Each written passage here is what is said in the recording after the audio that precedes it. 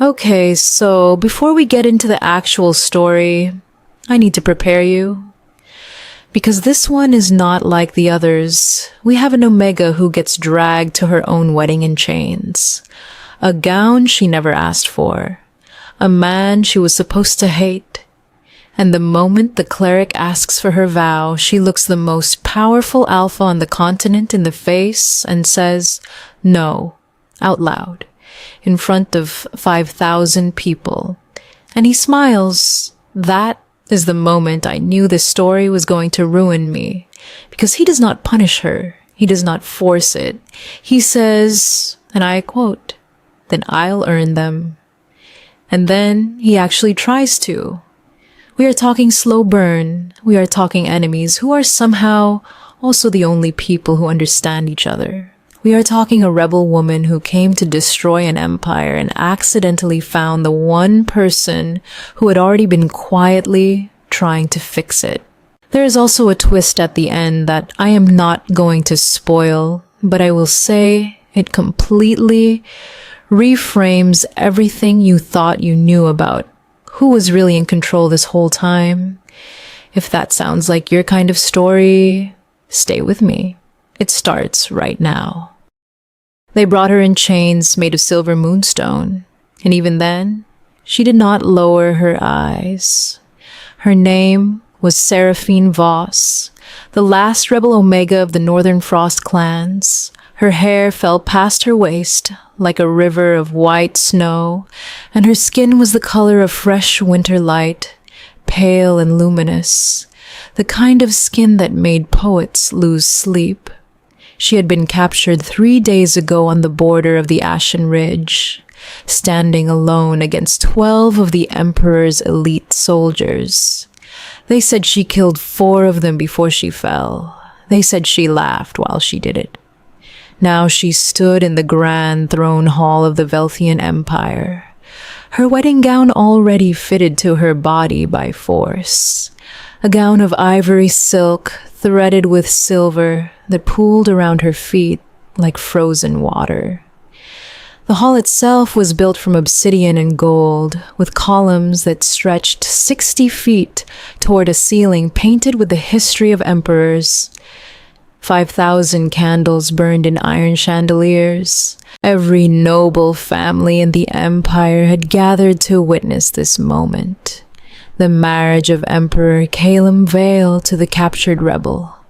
A political statement wrapped in silk and ceremony. Seraphine did not look at the altar. She looked at every exit in the room. The great doors at the end of the hall opened, and the crowd fell silent the way a storm goes quiet right before it breaks. He walked in alone.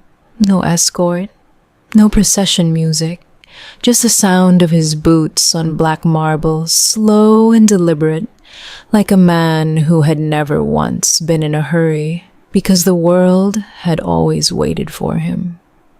Emperor Calum Vile was 28 years old and had ruled the largest empire on the continent since he was 19. He was tall in the way. Mountains were tall. Dark hair pushed back from a face that looked like it had been designed specifically to make people forget what they were about to say. Silver eyes, the kind that caught light and held it. He was an alpha in the oldest sense of the word. Not just biology, not just the dominance that every Omega in the room could feel rolling off him like heat from a forge. He was the kind of alpha that history books argued over, that enemies feared before they ever met him, that people followed not because they had to, but because something deep in their bones simply recognized his authority as natural law. He reached the altar. He turned. He looked at Seraphine for the first time. She stared back. She did not bow. She did not drop her gaze. She lifted her chin exactly 1 degree higher. Something shifted in his expression, not anger. Something closer to fascination. A murmur ran through the crowd. In the history of the Velthian court, No Omega had ever held the Emperor's gaze for longer than 3 seconds. Most could not even try. The biological pull of an Alpha Emperor was not a gentle thing. It was a gravity, a tidal force. Seraphine held it for 10 full seconds before she looked away on her own terms, deliberately, like she was choosing to end a conversation rather than being pulled from it. Caleb's silver eyes stayed on her the entire ceremony. The binding words were spoken by the High Cleric in the old language of fire and blood.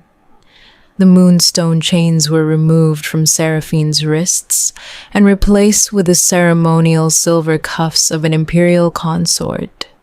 Delicate things that looked like jewelry and functioned like an announcement. She was his, Empire law, witnessed by 5,000 people and the gods themselves. When the cleric asked her to speak her vow, Seraphine turned and looked directly at Caleb. She said, "I speak no vow to a man who purchased his wife in battlefield currency." The hall erupted. Nobles shot to their feet. Guards moved forward. A sound went through the assembled crowd like the crack in a frozen lake. Caleb raised one hand. Everyone stopped. He looked at her for a long moment. Then, very quietly, with something that sounded almost like the beginning of a smile, he said, "Then I'll earn them." The cleric, with shaking hands, marked the binding complete. They were married. That night, Seraphine was brought to the imperial wing and placed in chambers adjoining the emperor's. The rooms were enormous. A fireplace the size of a carriage. Shelves of books covering 3 walls. A window seat overlooking the capital city spread out below like scattered starlight. Everything about the space said, this was designed to be a gilded cage. She examined every wall for hidden exits. She found 2. A knock at the adjoining door came an hour after midnight. She was already standing when it opened. Caleb came in without armor, without court formality, in a dark linen shirt with the collar open and his sleeves rolled past his forearms. He was holding 2 cups of something that steamed faintly. He set one on the table near the door. He did not move further into the room. He leaned against the door frame like he had all the time in the world. "I thought you might not have eaten," he said. She looked at the cup. She looked at him. "Is it poisoned?" "If I wanted you dead," he said, "I wouldn't have spent 6 months tracking you across 3 mountain ranges." She crossed her arms. "That's not a no." He picked up his own cup and drank from it without breaking eye contact. She waited 5 seconds. Then she walked over, took the other cup, and drank. It was spiced tea. The kind that came from the far southern coast, rare enough to cost a small fortune per ounce. She had not tasted it since she was a child in the Frost clans, before the Empire burned them out. Something in her expression must have moved, because he saw it. He said nothing. He just watched her the way people watch storms, carefully, with the particular attention of someone who respects a thing and refuses to look away from it. "You burned my home," she said. "My army did. 7 years before I took the throne. You wear their crown. I do." He did not look away from her. "I also ended the campaign that was going to burn every remaining Frost settlement within the year. I pulled the generals, recalled the battalions, redirected the imperial budget to the Northern Reconstruction Funds." He paused. "I know that doesn't undo Ash." She set the cup down. "Why did you marry me?" "Because you're the only surviving noble blood of the Northern Frost clans. Because without this binding, the hardline lords in my court will finish what they started 7 years ago. The legal protection of an imperial consort extends to her bloodline's territories. He held her gaze. Your people are safe as long as you're mine. Silence. The fire crackled. Outside, the city hummed 30 floors below. You could have told me that, she said carefully, before you had me dragged here in chains. You were also about to assassinate my chief military advisor. A pause. The chains were a precaution. She almost smiled.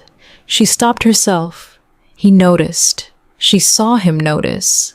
He pushed off the doorframe. Sleep. The room is yours. I won't come in without knocking. He turned to go. Calum. He stopped. He turned back at the sound of his name from her mouth, like it caught him off guard, like no one had said it without a title in a very long time. She said, I'm still going to find a way out of this. He looked at her for a long moment. The firelight caught the silver in his eyes and turned them to something warm. I know, he said. I'm looking forward to it. He left. She stood in the middle of the enormous room for a full minute after the door closed, breathing very carefully, aware of the warmth that had crept into her chest, and the way her pulse had done something completely unacceptable the moment he looked at her with that particular expression. Biology, she told herself firmly. Just biology. Alpha pheromones, chemical manipulation. She believed that for almost 3 days. On the 4th morning, she woke to find a stack of books on the table by her door. No note. But they were histories of the northern frost clans, texts she had thought destroyed, original manuscripts in the old tongue she had not seen since childhood. She stood there in her nightgown in the cold morning light and stared at them. She heard him moving in the rooms beyond the adjoining door. She heard him pause. She picked up the first book. She sat in the window seat and did not move for 4 hours. That evening, when he knocked, she opened the door. You read the old tongue, she said. I learned it 6 years ago. He said. Why? He looked at her steadily. Because I needed to understand what my empire destroyed before I could understand how to rebuild it. She stepped back from the door. She did not invite him in, but she did not close it either. He came in and sat in the chair across the fireplace, and she sat in the window seat with her book. And they existed in the same space without speaking for the better part of an hour. It was the most dangerous thing that had happened to her since the chains, because it felt like nothing at all, easy, natural, the way two people feel when they have, somehow, without meaning to, recognized each other. She did not like that at all. She liked it far, far too much. The court had a name for her by the end of the first week.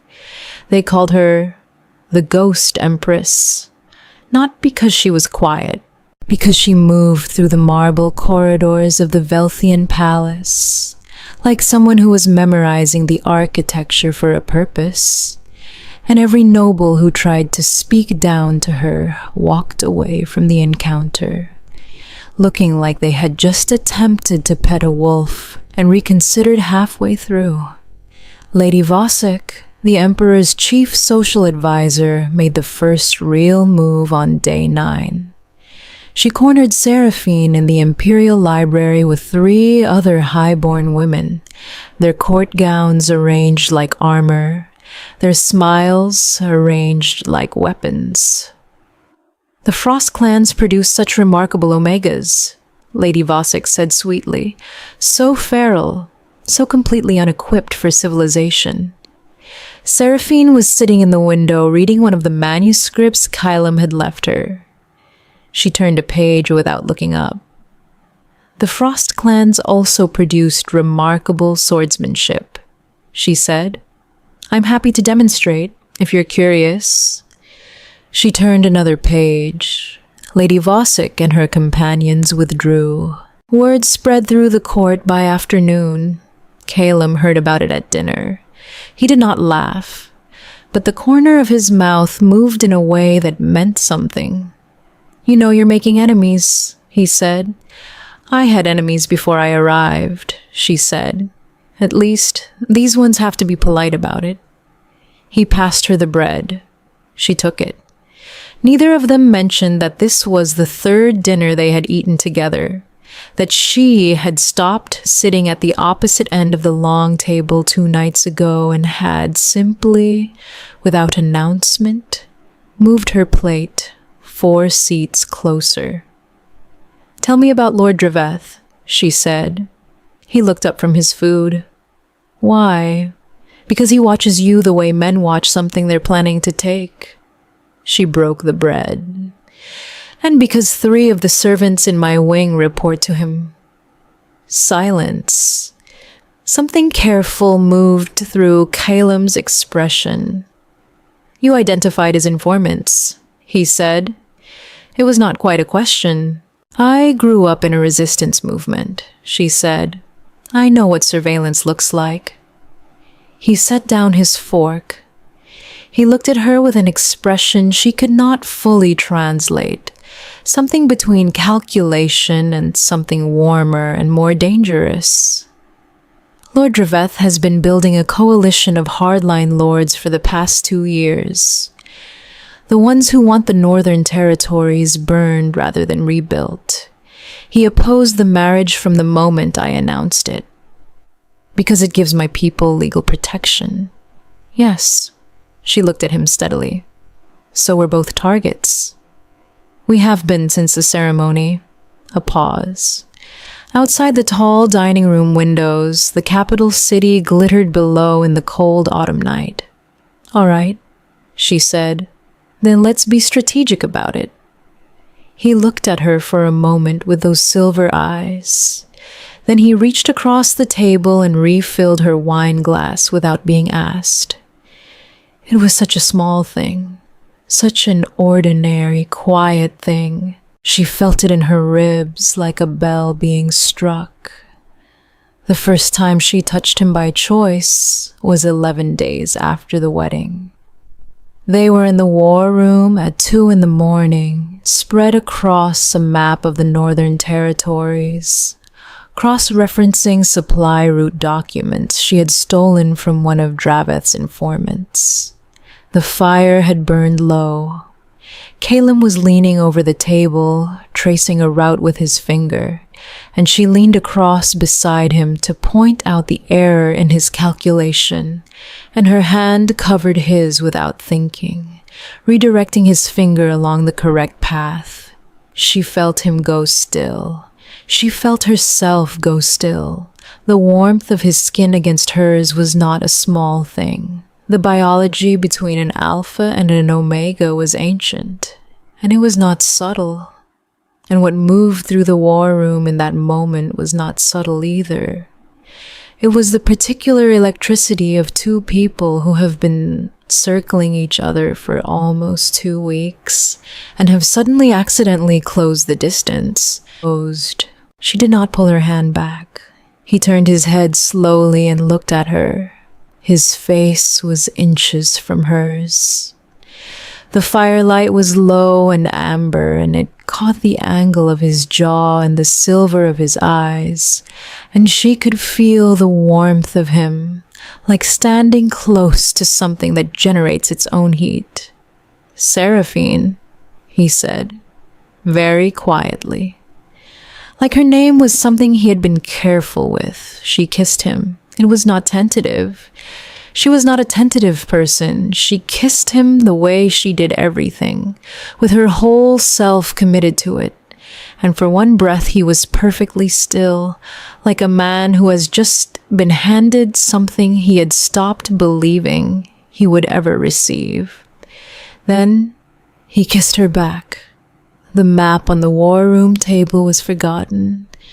The fire burned lower. The cold autumn wind pressed against the high windows of the palace tower, and the city slept 30 floors below, and somewhere in the dark, the torch lights along the walls guttered and dimmed, and the space between them ceased to exist. What remained of the night belonged only to them. She woke before dawn in her own chambers, and she lay in the dark for a long time, thinking about the fact that she did not regret a single moment of it. That was the most alarming thing. Not the wanting, the not regretting. She had come here in chains, planning to escape. She was starting to understand that the prison she was in was not made of stone. Lord Draveth moved against them on the 40th day.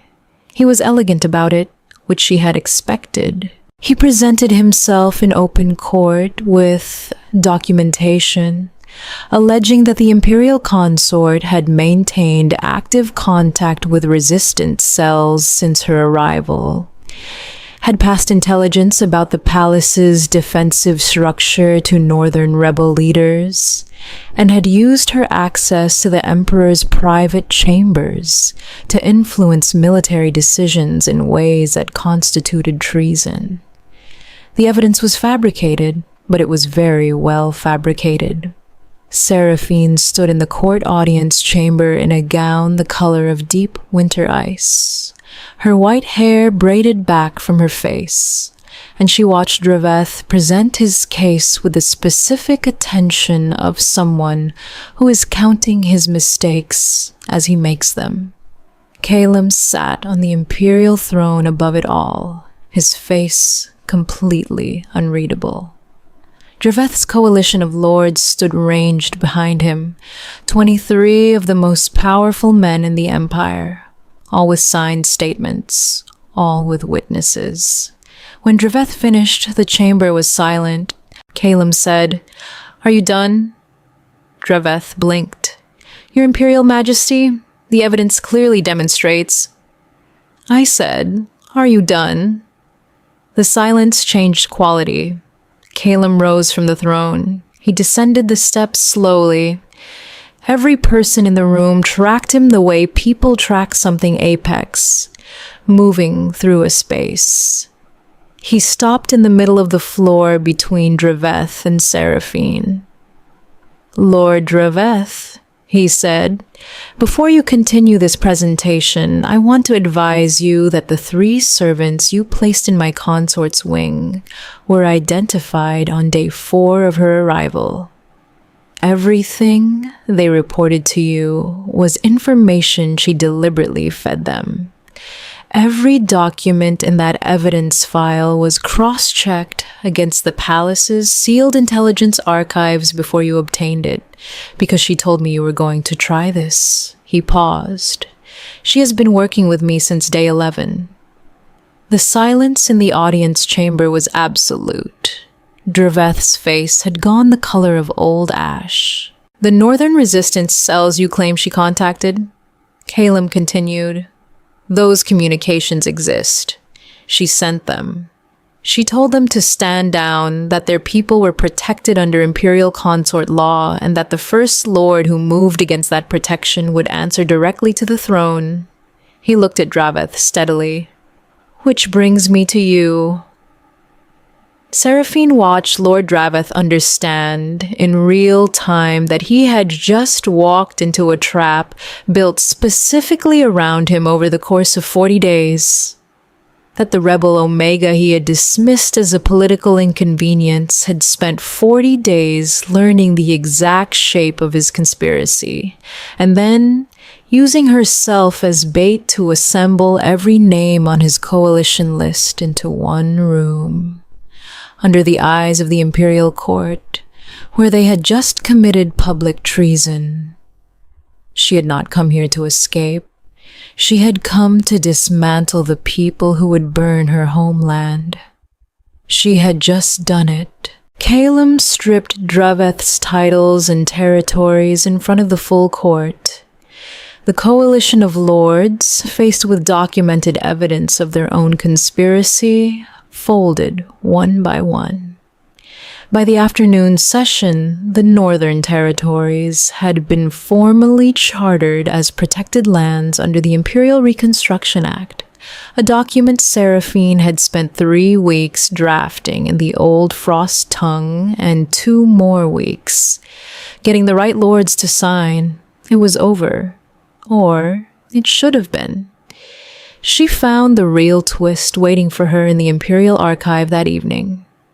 She had gone in to file the final charter documents, and the head archivist, an ancient man named Solvin who had served 4 emperors and appeared to fear none of them, had looked at her over his spectacles and said, "You'll want to see this before you celebrate, consort." He handed her a file that was sealed with wax bearing the mark of Calem's private correspondence. It was dated 6 months before her capture. It was a report from the Imperial Intelligence Service. The subject of the report was Seraphine Voss of the Northern Frost clans, last surviving noble blood of the old resistance, gifted tactician, documented resistance commander. Assessment, if brought into the imperial structure rather than eliminated, represents the single most valuable ally the Velthian Empire could acquire for long-term northern stabilization. Recommendation, pursue marriage as strategic acquisition. Her hands went very still on the paper. There was a second document beneath it, also dated before her capture. In Kylem's own handwriting, it said, "This report is correct in every strategic assessment. It does not say the one thing that made me actually authorize the operation. I have been watching her work for 3 years from the intelligence reports. I have never encountered anyone I wanted to fight beside more. If she agrees to this under any circumstance other than force, it will be the most important decision I ever make. If she does not, release her at the border with a formal imperial apology and the Reconstruction Charter already signed." Below that, in smaller writing, "She will probably not agree. She will probably try to kill me. I'm authorizing the operation anyway. Below that, I hope she tries." Seraphine stood in the archive for a long time, then she put the documents back in the file. She put the file under her arm. She walked out of the archive and down the long obsidian corridor toward the Imperial private study, where she could see lamplight under the door and hear the faint sound of him working. She opened the door without knocking. He looked up from his desk. She set the file down in front of him. She looked at him. He looked at the file. He looked at her. "You were going to release me," she said. "If I said no, you had already signed the charter." He said nothing, which was its own answer. "You spent 6 months building an operation to bring me here," she said, "and you built in an exit for me before you even started. The Northern Territories needed the charter regardless of what you chose," he said carefully. "That's not what I asked." A pause. The lamp burned on the desk between them. His silver eyes were very steady. "No," he said quietly. "It isn't." She looked at him for a long moment. The man who had learned her language 6 years ago because he needed to understand what his empire had destroyed. The man who had given her books without asking for anything. Who had refilled her wine glass.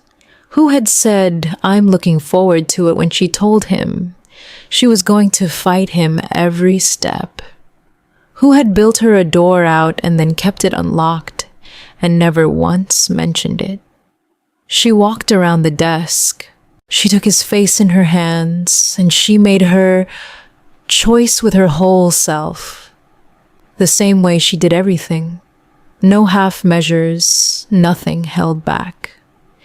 He rose from the chair to meet her, and this time there was no hesitation in either of them. Only the absolute certainty of two people who have arrived at the same place from entirely different directions and found, against all probability, that it is exactly where they both belong. The lamp burned low. The city spread golden below the high study windows. Outside, somewhere in the northern mountains, in the frost-clad settlements that were now formerly protected land, her people were still alive. And here, the emperor who had burned their home and then spent a decade trying to rebuild it was holding her, like she was something he did not plan to let go of. She decided she was finished running. She was exactly where she had, without ever meaning to, chosen to be. And for the first time since the soldiers took her at the Ashen Ridge in chains and a forced wedding gown, the rebel Omega of the Northern Frost clans was not looking for the exits. She was home,